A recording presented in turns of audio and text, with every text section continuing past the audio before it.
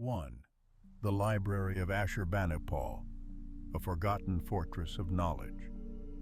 Long before the Library of Alexandria caught the imagination of historians and romantics alike, there stood another, older, quieter, and in many ways just as extraordinary. The Library of Ashurbanipal, built in the heart of the Assyrian Empire in the 7th century BCE, was a trove of ancient wisdom. Housed in the city of Nineveh, this collection contained more than 30,000 clay tablets etched in cuneiform, spanning subjects from mathematics and medicine to astronomy and epic poetry. What makes this library so remarkable is not just its scale, but its intent. King Ashurbanipal wasn't content to simply preserve his own culture. He sent emissaries across the known world to collect foreign works, recording conquered knowledge as a means of both legacy and power. Many of the myths and histories we know from Mesopotamia today, including parts of the Epic of Gilgamesh, were discovered buried in this ancient archive. Unlike later libraries, it didn't rely on fragile papyrus or parchment. The tablets, hardened by time and fire, lay quietly beneath layers of rubble for over 2 millennia, waiting for archaeologists to uncover the whispers of a civilization that once believed writing could capture the voice of the gods themselves.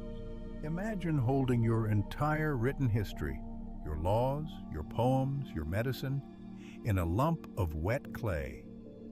This was the medium of the ancient Sumerians and Babylonians, who used a stylus made from reed to inscribe wedge-shaped symbols onto tablets. Cuneiform, as the script is now known, is among the earliest forms of writing.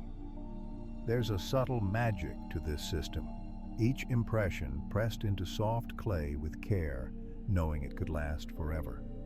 Once dried or baked, these tablets were nearly indestructible. In fact, our understanding of Mesopotamian civilization is due in no small part to the durability of their medium. Many of these artifacts are still legible 4,000 years later. But it wasn't just administrative or royal use. School tablets, merchant logs, even personal letters survived. One clay tablet records a student's angry complaint about unfair grades, another, a poetic lament over lost love. They are voices, frozen in time, speaking to us through earth and fire. 3. The heart and the brain. Egyptian beliefs on the soul. When an ancient Egyptian passed away, the journey of their soul had only just begun. But perhaps most fascinating is what they chose to preserve and what they discarded. While modern medicine considers the brain the command center of the body, Egyptians believed the heart was the seat of thought, emotion, memory, and even moral judgment. During mummification, priests carefully extracted and discarded the brain, often through the nose, using a hook-like instrument. The heart, however, was treated with reverence. It was left in place or lovingly rewrapped and placed back in the chest. Why?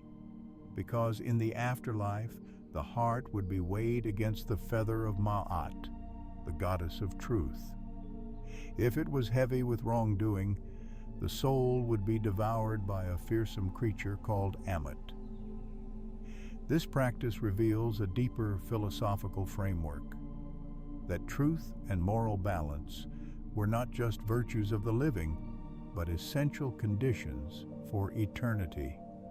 In their meticulous rituals, we glimpse a civilization shaped not only by gods and monuments, but by an intricate understanding of morality that stretched beyond death itself.